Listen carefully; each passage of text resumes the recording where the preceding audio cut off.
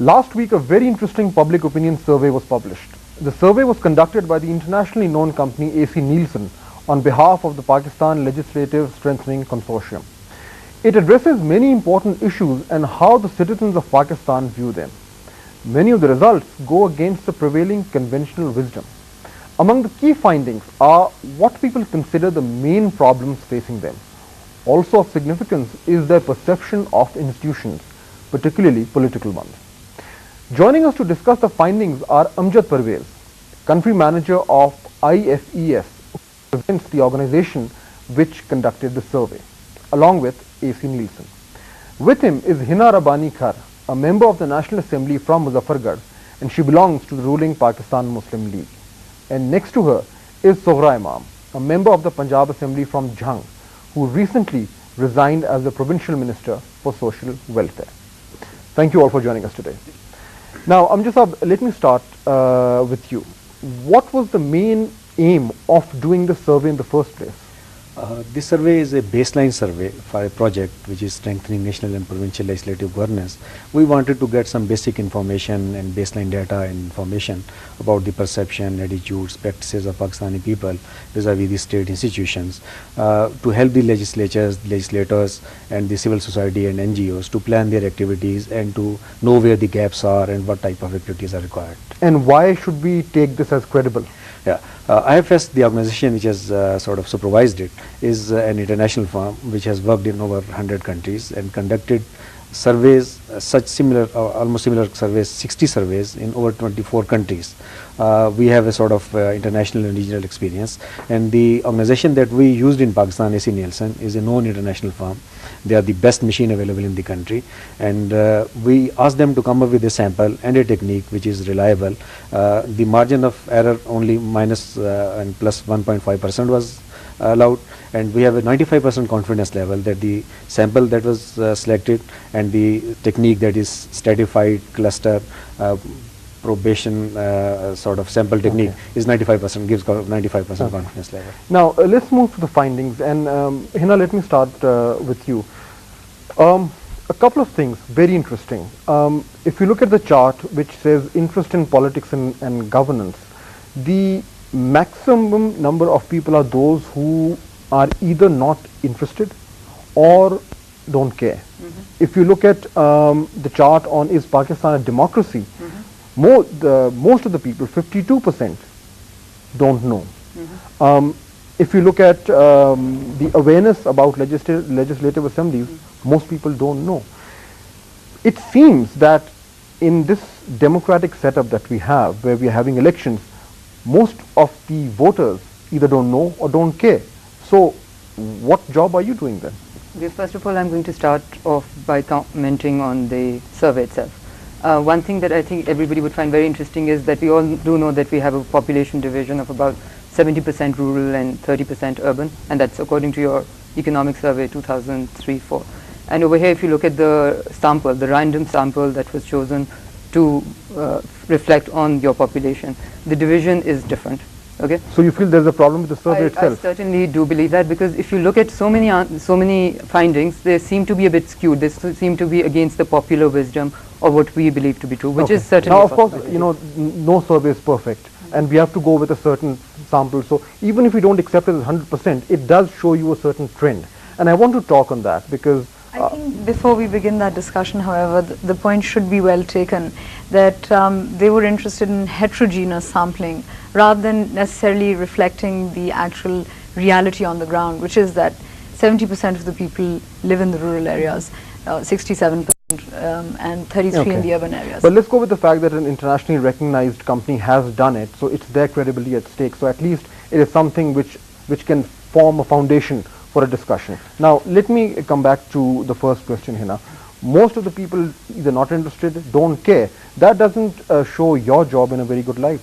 I would have to say, when you're looking at parliamentarians, there's a really bad name, and we all know that. That's a common, you know, it's common knowledge. And anyone, the first people to blame are parliamentarians. This is what we call a virsa that we carry. It's foils of the past also.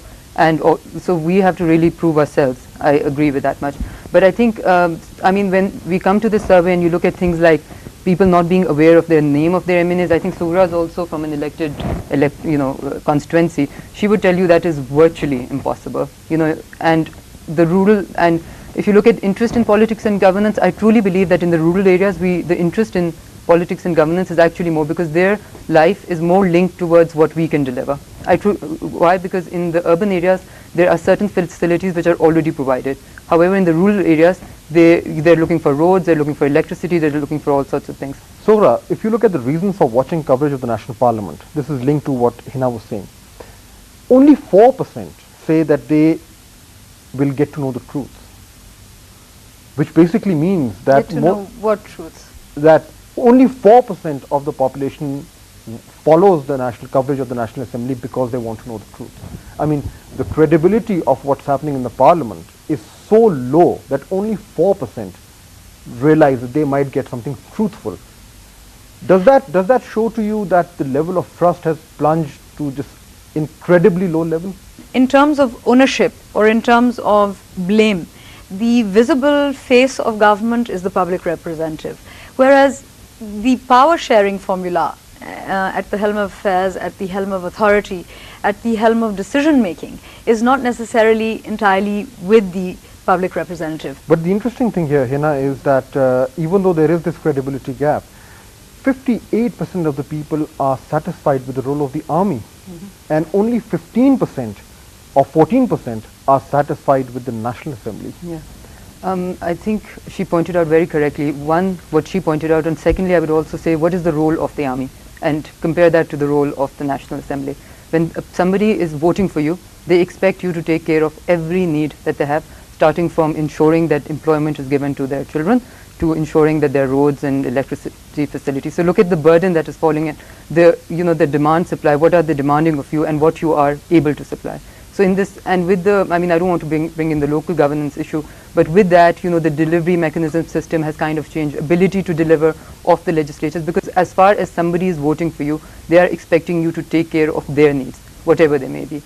And so in that way, obviously dissatisfaction, but when you were talking about channels that are available and how a hint was given as we are available there to take votes, but it is as an elected representatives in your best interest. Let's look at economics only. It is in your best interest to be there, to have the channel open. And I think the channel open thing, we are available, this is a job where you have to be available 24 hours a day, and the going back to the constituency thing has to be there. So the satisfaction level being low. Amrita, we are coming back to the same thing, lack of awareness amongst the electorate. That basically is undermining the foundations of a democratic setup. Exactly. I'll first clarify this point about the army and the politicians. If we should not necessarily see it in a comparative manner, it's basically we ask the people that how would you rate the performance of this institution and that institution. So when they rate army on the basis of their performance in their own area of work. So what army's role is, and when they rate legislatures, they rate them on the basis of the performance in the legislation. But the army and all is these part things. of ruling the thing. Part so of the thing. But when you ask a person that how you rate the performance of this person, obviously you evaluate the performance of that person or organization with respect to its role and the duties which they perform. So it's on the level of the defense of the country and maybe other things on which you judge the army, and then there are other issues on which you judge the legislatures. A. B. Again on the part of the lack of awareness on the part of the electorate. It's a known fact in Pakistan that there are structural barriers. Illiteracy is the biggest barrier in a country which has this much high percentage of illiteracy. Illiteracy is a barrier towards having a successful democracy? Exactly. If you do not have informed electorate, if there are not people who can sort of make informed decisions, so this does affect. I want to disagree over here, and I think literacy and awareness are two different things. And if you visit a rural area in Pakistan, be it the most downtrodden, I'm from southern Punjab, Muzaffargarh, it's literally ranked the second last in all of Punjab in terms of electrification, in terms of road provision, name it. We are the backwaters of the country, right? But as far as awareness is concerned, what they want is concerned, what their demands are concerned, they are extremely well aware. But one thing I do want to add. So why are people not interested then? Look at college graduates. 43% of college graduates are not interested in any issue dealing with politics. Absolutely, because they have that's what I said. In the urban areas, they are less interested in politics than they are in the rural areas, because their delivery mechanism system is not as... But among the people who are illiterate, 61% are completely disinterested. Sughra, Yeah, this how do you look this at that? is actually- I feel that it's not necessarily a lack of interest, it's a lack of awareness. And in fact, what Amjad Saab has pointed out very interestingly, which I didn't know earlier, is that you know, the satisfaction with the army is in terms of their role as a defense institution, rather than as their role as an institution which is, after all, playing a role in governance today. That in itself demonstrates what I was saying earlier, that if you there look is at a lack of awareness. But if you look at the about chart which says reasons for dissatisfaction, reasons which people are dissatisfied, only 1% feel that military government is the problem. Absolutely. Yeah, Yeah, because I- I don't think it's the mode of government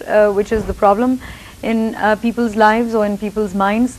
The crucial and critical and key issue is service delivery. People want to ensure a government which governs well, and the mode of governance is not necessarily something that they want So to you agree that it's not a nitpick. major issue? No, I think that's not. It's not that it's not a major issue. I don't think that if you were to suppose outright ask a question and say, would you prefer a military leadership or would you prefer a democracy? I don't necessarily think that you would get the same statistics. Actually, I just want to add one thing. I think this survey, if it is taken to be what it is literally a blow in the face of the opposition today. Because what does it tell you? People are extremely satisfied with the military government, with the military history, let's call it, of Pakistan, and they really don't care who's ruling. So when we talk about democracy in Pakistan, when we talk about democratic leaders being disallowed from the country, what people are interested in is who is delivering to them. We have to wrap up here, and I'd like to touch upon this final question with all of you.